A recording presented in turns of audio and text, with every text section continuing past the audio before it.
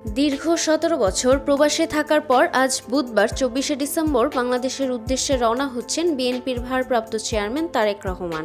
লন্ডনের স্থানীয় সময় সন্ধ্যা ৬:৩০ বাংলাদেশের সময় রাত ১২:১২ হিথ্রো বিমানবন্দর থেকে বাংলাদেশ বিমানের BG202 ফ্লাইটে ঢাকার পথে যাত্রা করবেন তিনি। তার সঙ্গে দেশে ফিরছেন স্ত্রী ডক্টর জুবাইদা রহমান এবং কন্যা জাইমা রহমান।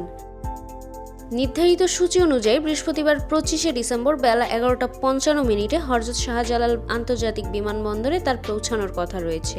তারেক রহমানের প্রত্যাবর্তনকে বিএনপি বাংলাদেশের রাজনীতিতে একটি নতুন অধ্যায়ের সূচনা হিসেবে দেখছে।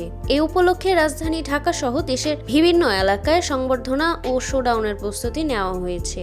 তাকে বরণ করে নিতে খিলক্ষেতের ৩০০ ফিট এলাকায় গণসংবর্ধনার আয়োজন করা হয়েছে।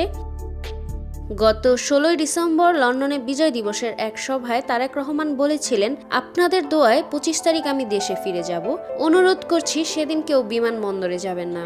যারা এই অনুরোধ রাখবেন তারা দল ও দেশের সম্মানের প্রতি মর্যাদা দেবেন। তিনি আরও বলেন, এই অনুরোধ উপেক্ষা করে যারা বিমানবন্দরে যাবেন তাদের ব্যক্তিগত স্বার্থান্বেষী হিসেবে গণ্য করা হবে।